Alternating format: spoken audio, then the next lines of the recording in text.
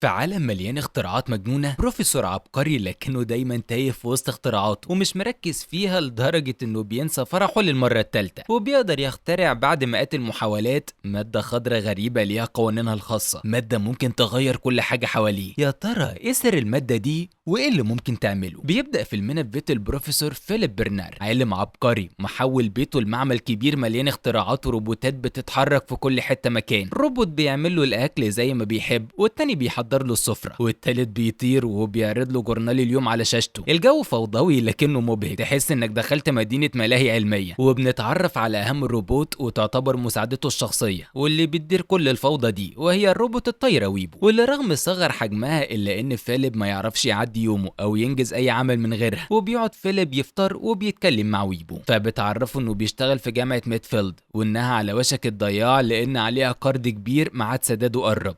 لكن فيليب متأكد انه هينجز اهم اختراع ليه قبل الميعاد، وهيسدد كل ديون جامعته وهينقذ الموقف. وبتحاول ويبو تحمسه وتشجعه عشان يخلص اختراعه اسرع لان خلاص ما بقاش في وقت. وبيبص في جدول مواعيد وبيحس ان في حاجة مهمة جدا نسيها النهاردة، وبتظهر على شاشة ويبو ان الساعة 6 فرح سارة، لكنه ما بيكونش مركز كعادته وبيعتقد ان عنده ميعاد عند الحلاق وهو ده اللي كان نسيه. وفي مكان تاني بنشوف رئيسة الجامعة سارة جين. سارة ست جميلة شيك وذكية، لكن واضح انها مشغولة طول الوقت ومضغوطة لدرجة انها بتقيس فستان فرحها في المكتب وهي شغالة. وبنتفاجئ كمان انها خطيبة فيليب للمرة الثالثة، وده معناه ان ميعاد بالليل المهم اللي مش فاكره فيليب هو ميعاد فرحه على سارة. وبنفهم وقتها ان فيليب كل مرة بيحددوا ميعاد الفرح بينساه. وبتتكلم سارة مع مارتا مساعدتها الشخصية عن فرحها، وبتقول لها مارتا ان فكرة الفرح الكبير فكرة كويسة جدا عشان يضمنوا ان فيليب مش هينساه من تاني. فبتقول لها سارة بحزم ان ده تالت ميعاد فرح يحددوه، ولو فيليب نسي المرة دي كمان هتقطع علاقتها بيه فورا ومش هيكون له معاها اي فرص تانية. وبعدها بيوصل فيليب الجامعة في ميعاد محاضرته في الكيمياء، لكن لقلة تركيزه المعتادة بيدخل مدرج رسم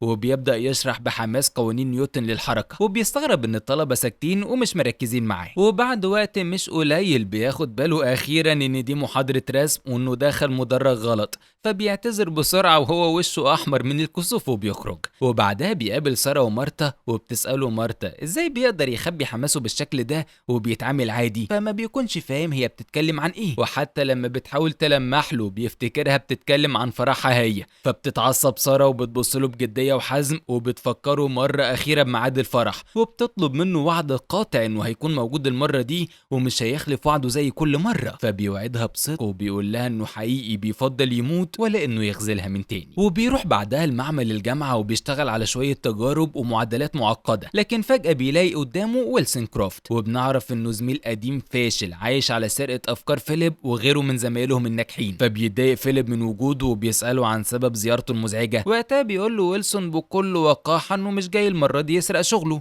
هو جاي يعرفه بس انه هياخد منه خطيبته وهيوقعها في حب. فبيبتسم فيليب وبيقول له اهو ده اللي مش ممكن ابدا، لكن ويلسون بيكون متأكد ان فيليب هينسى الفرح كالعادة وانه هيقدر بسهولة يقرب من سارة ويوقعها في حب. وبيرجع بيته يلبس بدلته ويجهز للفرح، وبيتكلم مع ويبو واللي من غير ما تقصد بتنور في دماغه فكرة جديدة ينجح بيها اختراعه العبقري. فبينزل بسرعة للمعمل وبيبدأ ينفذ فكرته فبينسى نفسه. وبتحاول ويبو تفكره بالفرح لكن بدون فايدة لأنه أصلا مش سامعها. وبالفعل بينفذ المعادلة بحماس شديد على اختراعه، لكن للأسف بيفشل تاني زي عادته وبيحصل انفجار كبير في المكان. وفي الكنيسة بنشوف سارة في فستان فرحها ومتوترة جدا وخايفة فيليب يعملها تالت مرة وما يجيش. وبنشوف وقتها ويلسون مبتسم وبنعرف ان فيليب بغبائه بيسهل عليه مهمته في خطف سارة منه. وبيعدي الوقت والمدعوين بيبدأوا يمشوا وسارة حزينة وسط دموعها على خدها. وبنرجع لفيليب اللي لسه مش فاكر اصلا انه فوت ميعاد الفرح ومش مركز غير في اختراعه اللي معتقد انه فشل فيه من تاني. لكن قبل ما يخرج من المعمل بيتفاجئ بصوت خفيف خارج من الجهاز، ولما بيقرب منه ما بيكونش مصدق نفسه وبيشوف نتيجة تعبه وبنعرف انه اخيرا نجح. وبنكتشف معاه اختراعه العجيب وهو عبارة عن مادة غريبة تشبه الجيلي الاخضر،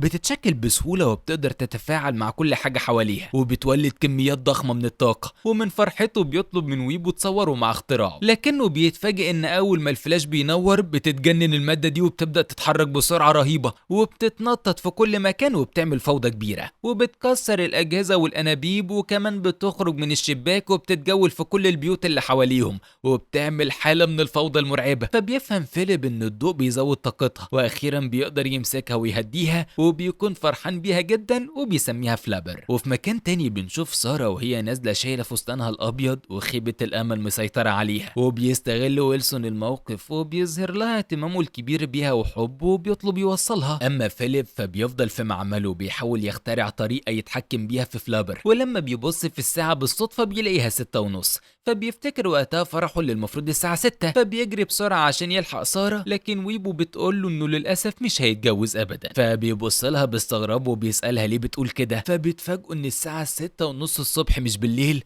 وان اكيد كل حاجة بينه وبين سارة خلاص خلصت. فبيزعل فيليب من نفسه جدا وبيفكر في حالة سارة وانها اكيد دلوقتي حاسة بالخذلان ومش هتقدر تسامحه ابدا، وبيروح له وبيحاول يكلمها لكنها ما بتكونش طايقة حتى تشوفه، وبيحاول يبرر موقفه بنجاح اختراعه وبيقول لها انه اخيرا هيقدر يدفع قرض الجامعة ويحل كل مشاكلهم، لكنها ما بتسمعلهوش اصلا وما بتهتمش بكلامه. فبيحاول يوريها التجربة بشكل عملي وبيفتح الشباك وبيقول لها ان هينط منه وفلابر هترفعه مرة تانية بكل سهولة، وبتتخض سارة عليه وبتعتقد انه اتجنن خلاص، وبمجرد ما بيفتح الشباك الضوء الشديد بيهايبر فلابر فبتنط من جيبه وبيقع على ظهره وبيكون شكله وحش جدا. فبتتعصب سارة وبتقوله لو بتستعطفني علشان اسامحك تبقى غلطان، كل اللي بينا انتهى، وبتسيبه وتكمل شغلها. وفي مكان تاني بنشوف ولد فاشل ومستهتر، بنعرف انه ابن تشستر هونيكر، رجل اعمال فاسد وبيمول الجامعة بمبالغ ضخمة وبيدفع لكل الدكاترة عشان ينجحوا ابنه. وبنعرف ان فيليب هو الوحيد اللي مش موافق ينجح الولد الا بمجهوده، فالولد بيسقط في الكيمياء كل سنة. فبيأمر تشستر رجالته يدوروا ورا فيليب ويمسكوا عليه اي غلطة يضغطوا عليه بيها، وبيبداوا يراقبوه في الوقت اللي هو فيه بيختبر فلابر، وبيفضل سهران طول الليل في المعمل وبيعمل تجارب مجنونة زي انه بيحط حتة صغيرة من فلابر على كرة جولف وبيضربها في الارض، الكرة بتفضل تتنطط وتخبط في كل حتة في المعمل بسرعة جنونية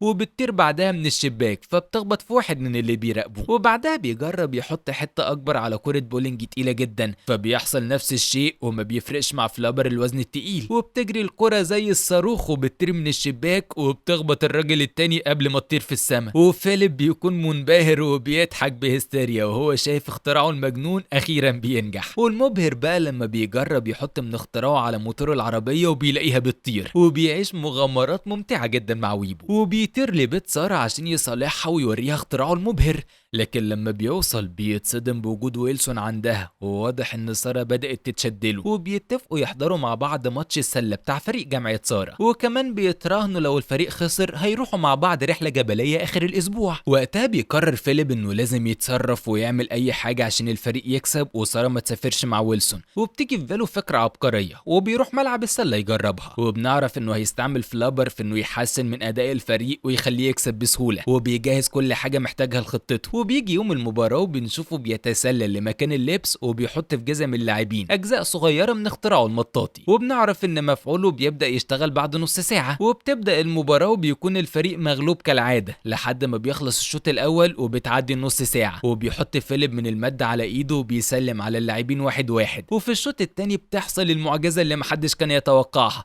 لعيبة ميدفيلد بينزلوا الملعب وهم مش عارفين حاجة عن الفلابر، لكنهم لما بيبدأوا يلعبوا بيتفاجئوا بنفسهم قادرين ينطوا المسافات خرافية ويجروا بسرعة رهيبة كأنهم صواريخ، بيعملوا حركات بهلوانية في الهواء وبيحطوا الكرة في الباسكت من نص الملعب بكل سهولة، ووسط دهشة وإعجاب كل الموجودين بيفوز الفريق بفرق كبير. وبتنتهي المباراة وبنشوف تشستر وسط رجالته اللي بيقولوا له إن هي دي المادة اللي كلموا عنها قبل كده واللي اخترعها فيليب في معمله، وبيقول إنه لازم يمتلك الاختراع العظيم ده مهما كلفه الأمر. وبعدها بنرجع لفيليب اللي بيحاول يتكلم مع سارة ويحكي لها عن سر نجاح الفريق، وبيقول لها قد إيه تعب عشان يوصلوا للنتيجة دي وبيعتقد إن ده هيخليها تسامحه، لكنها بتقول له برافو عليك انت عبقري، لكن برضه اللي بينا انتهى وبتسيبه وبتركب مع ويلسون اللي بيغيظه ويقول له اعترف بقى فشلك، سارة بقت بتاعتي خلاص. وبيرجع فيليب البيت محبط وزعلان من اللي بيحصل، وبيقعد يتكلم مع ويبو وبيفضفض لها عن مشاعره تجاه سارة، بيقول بيقول لها انه عارف انه مقصر معاها لكنه بيحبها جدا ومش عاوز يخسرها ومش متخيل حياته من غيرها ومستعد انه يعمل اي حاجه ويضحي بكل حاجه في سبيل انها ترجع له. ويبو رغم غيرتها على صاحبها وخوفها ان وجود ساره في حياتهم يشغلوا عنها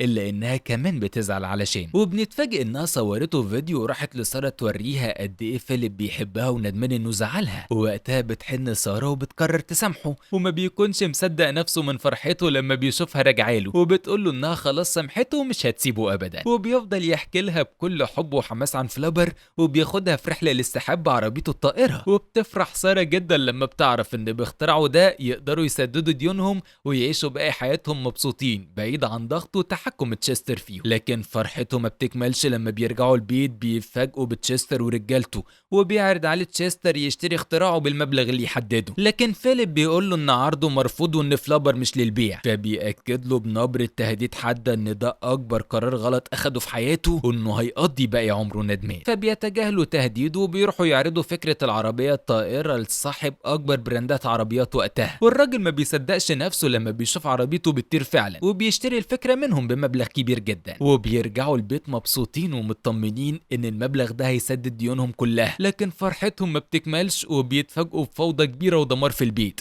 وبيعرفوا ان رجالة تشستر كانوا هنا ودمروا كل حاجة وسرقوا فلابر. والاهم من كل ده انهم للاسف دمروا ويبو اللي حاولت بكل قوتها تدافع عن المكان وتحميه منهم. وقتها بنشوف فيليب متدمر وحالته صعبة جدا وما بيكونش قادر يصدق ان خلاص كده ويبو باظت. والاصعب انه مهما حاول مش هيقدر يصنع روبوت في ذكائها ولطفها لانه وصل للنسخة دي منها بعد محاولات كثيرة جدا وتجارب عشوائية. وبيمسك ويبو واللي بتظهر له كلمة السرك على شاشتها وبيودعها وبتضلم للأبد. بتحاول سارة تواسيه وتهديه وفجأة بتفتكر آخر كلمة كتبتها له ويبو وبتسأله عنها فبيقول لها إن ده اسم ملف على الكمبيوتر بتاعه وإنها أكيد كانت خلاص باظت وبتخرف. فبتقول له سارة إن ويبو أذكى من ده بكتير وأكيد الملف ده ليه أهمية كبيرة. وبيسمعها فيليب على أمل يلاقي أي حاجة تريحه. وبالفعل بيفتح الكمبيوتر وبيتفاجئ بفيديو سابته له ويبو بتقول له فيه قد إيه هي بتحبه وحزينة على حزنه دلوقتي. وكمان بتفاجئه إنها مسجلة كل أسرار تصنيعها وإزاي يقدر يصنع نسخة جديدة منها. بتقول له إنها تعتبر النسخة دي بنتها وسمتها بيتت وبتطلب منه يصنعها ويحافظ عليها باقي عمره. وبيفرح جدا إنه مش هيخسرها للأبد ولسه في فرصة لوجودها معاه من تاني. بعدها بياخد سارة وبيروحوا ينتقموا لموت ويبو ويرجعوا الفلابر وبيحطوا خطة ذكية ومجنونة عشان يضحكوا على تشستر ورجالته وبيعملوا نفسهم موافقين على عرضه وهيبيعوا له الفلابر. وهناك بيكتشفوا المفاجأة وبيعرفوا إنه متفق مع ويلسون فبتتصدم سارة فيه وبتستحقره. وبعدها فيليب بيحط هو وسارة من كريم بيقنعوا الموجودين إنه مجرد كريم مساعد يقدروا يتحكموا بيه في فلابر لكن الحقيقة إنه من نفس المادة المطاطية اللي بتقدر تولد طاقة جبارة في إيديهم. وبتبدأ معركة كوميدية وفوضوية. فيليب وسارة بيفتحوا الحاوية وبيطلعوا الفلابر عشان يستخدموه كسلاح وبيقدروا بسهولة يضربوا كل رجالة تشستر وينتصروا عليهم. وبياخدوا فلابر ويرجعوا البيت مبسوطين جدا وبيقدروا أخيرا ينقذوا الجامعة ويسددوا كل ديونها ويحققوا كل أحلامهم اللي أهمها إنهم يتجوزوا. لكن المفاجأة إن سارة برضو في الكنيسة لوحدها من غير فيليب بس المرة دي بيكونوا متفقين إن بيتت بتحل محله. وبنشوفها فاتحة مكالمة فيديو بين سارة وفيليب وبيتم أخيرا جوازهم. وبنشوفهم بعدها طايرين بعربيتهم بين السحاب بيحتفلوا بجوازهم وبتشاركهم فلابر وبتيت فرحته. ولحد هنا بيخلص ملخص فيلمنا النهارده. يا ريت ما تنساش تعمل لايك وسبسكرايب وشير وتفعل زر الجرس